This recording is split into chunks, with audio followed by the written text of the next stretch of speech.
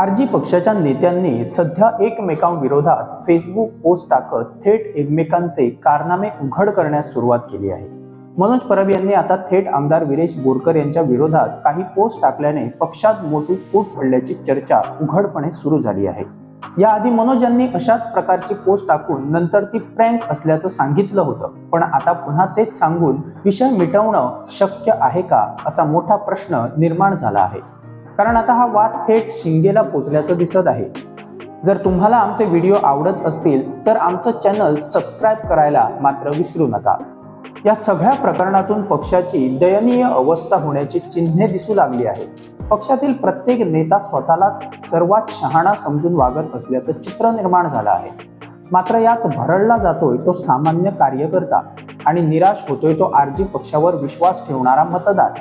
ज्यांनी हा पक्ष उभा राहावा म्हणून रात्रंदिवस मेहनत घेतली, त्यांच्याच मनात आता संभ्रमाचं वातावरण निर्माण झालं आहे। पण या पक्षात फूट पडण्यामागे नक्की कुणाचा हात आहे?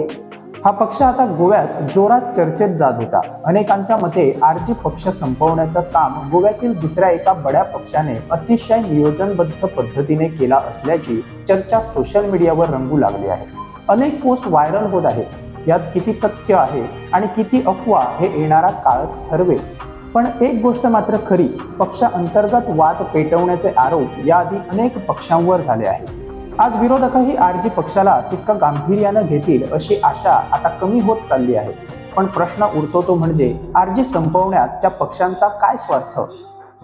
गोव्यात गोवेकरांच्या मनातले प्रश्न उचलून त्यावर थेट राजकारण करण्याचं धाडस आरजी पक्षाने केलं होतं। त्यामुळे या पक्षाला गोवेकरांचा वाढता पाठिंबा मिळू लागला होता। अनेकांनी वरवर दाखवलं की आम्ही आरजीला गांभीर्याने घेत नाही, पण वास्तवात मात्र आरजीने गोवेकरांचं लक्ष स्वतःकडे वेधून घेतलं होतं।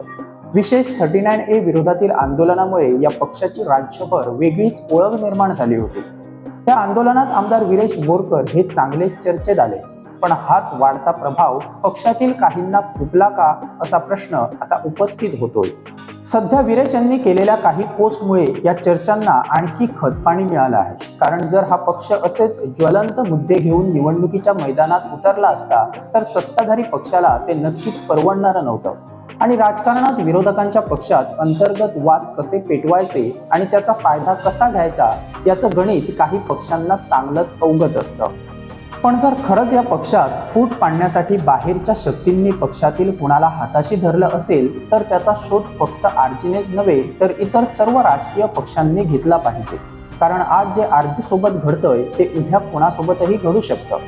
आजही अनेक गोवेकरांची इच्छा आहे की आरजी पक्ष टिकला पाहिजे, कारण हा पक्ष फक्त राजकारणासाठी नव्हे तर गोवा वाचवण्यासाठी उभा राहील याची भावना अनेकांच्या मनात आहे। पण जर काही नेते कुणाच्या सांगण्यावरून कुणाच्या स्वार्थासाठी निस्वार्थी कार्यकर्त्यांनी उभा केलेला पक्ष संपवायला निघाले असतील तर त्याहून दुर्दैवी गोष्ट कोणती? जर या अंतर्गत वादाने आज आरजी पक्ष संपला तर यापुढे गोवेकर मात्र कोणत्याही क्रांतीवर विश्वास ठेवायला बघणार नाही, जे गोव्यासाठी घातक ठरू शकतं। पक्ष राहो वा जावो, पण गोवेकरांच्या मनात जी जागृती निर्माण झाली, ती ताकद निर्माण झाली, ती संपता कामा नये।